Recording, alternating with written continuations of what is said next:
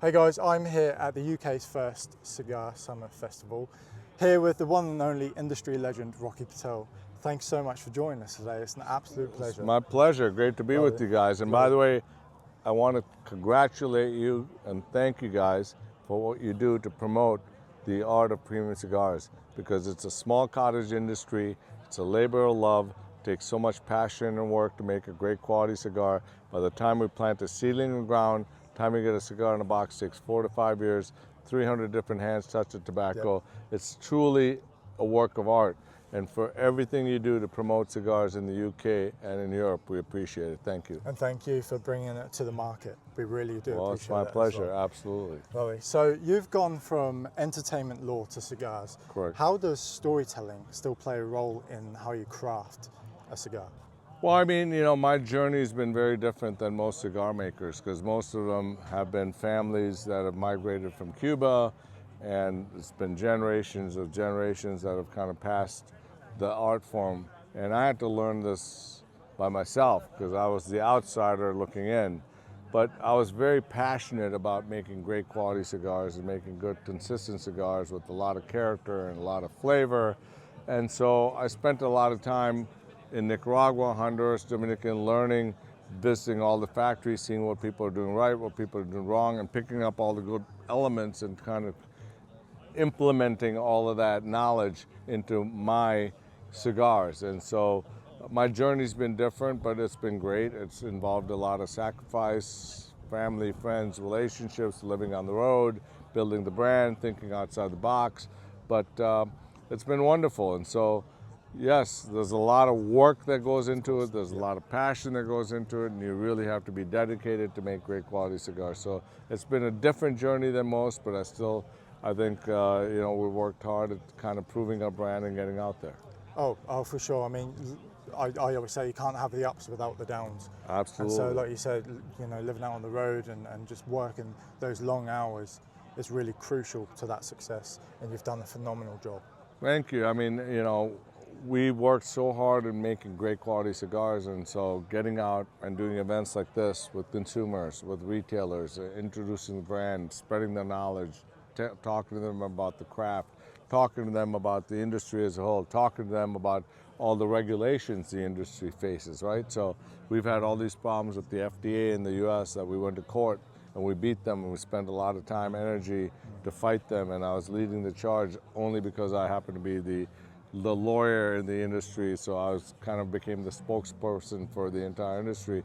And here, it really scares me about the challenges you have with plain packaging and track and trace and all these crazy things. And unfortunately, they're never intended for the cigar industry. They were for the cigarette industry, for vapes, for e-cigarettes, and all the bad actors. We end up becoming the unintended consequence of all this regulation.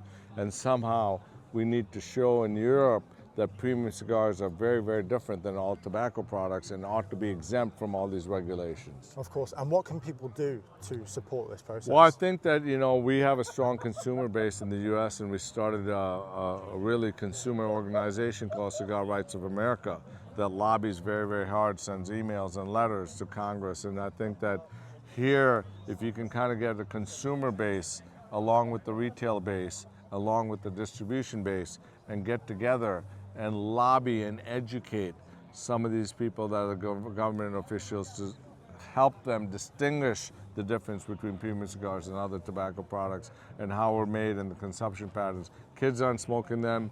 They're smoked occasionally by adults.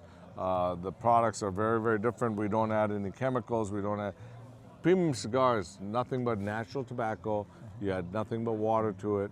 You cure it, you ferment it. It's the cleanest form of tobacco, it's the safest form of tobacco. You certainly don't inhale it. The consumption patterns are very different. You enjoy them occasionally. You don't see people standing outside office buildings, chain smoking cigars. So it's a very different product, and that message needs to be resonated to the politicians. Of course. Now let's take it to the vintage series, because this really helped cement your identity. What does each vintage tell you about your growth as a blender? Well, I mean, you know, the first brand that I launched that I put my name on was the vintage, right? It took me 2.5 years to blend that cigar. I made 120 different blends. We got this 10-year-old Sumatra wrapper from Ecuador. We got this tobacco, Dominican Lord, Dominican Piloto. We had one leaf of Matafina from Brazil, Esteli, Nicaragua, Jalapa, Nicaragua, and I still remember the blend by heart. And then that was with the Sumatra wrapper, and that was a vintage 1992. The vintage 1990 was a 12-year-old broadleaf from Telanga with the same fillers, a Mexican binder, and so that really put us on the map. And those were cigars that I would describe as medium-bodied, have a lot of character, but with really aged tobaccos, old tobaccos, with a lot of character, flavor, and balance. Lovely. Now, those who are new to Rocky Patel, Yeah. what line would you recommend them? So if you like a mild cigar, I would say the white label of the vintage 99, creamy, buttery, mild, lots of layers of flavor, but smooth. If you like something with a lot of depth and character, like after a good steak dinner, the Rocky Patel 60, the Rocky Patel Gold Label, the Rocky Patel Emerald, Disciple, it's ALR, Age Limited Rare. Those cigars have rich coffee, caramel, espresso, but balance. So they're rich, but they're still balanced, but so much complexity, so much flavor, kind of like drinking a great Brunello. You know, it's got that depth and layer or a great Bordeaux. So that's how I'd compare it. That's fantastic. Now, which line is closest to your heart? Well, my favorite is one of the most expensive cigars we make, called the Conviction, but I would say the Rocky Patel 60 is probably one of my favorites. I turned 60 years old, believe it or not, and I think that cigar's got a lot of character, it's got a lot of dimension, it's got a lot of, we age the cigar for 2 years after it's rolled. I would say between that one and the age limited and rare called the ALR, those two I smoke those more than any other cigar. Rocky Patel, everyone, absolute legend. Thank you so much for joining us. My pleasure. Today. Thank you for everything you guys do. Appreciate it. Likewise. And I promise you, when you smoke a Rocky Patel, it's going to deliver perfect draw, perfect construction, and lots of flavor. Try one. I promise you, you'll enjoy it. Exactly. Cheers, guys. Cheers. Thanks so much. Thank you. Thank you. Yep.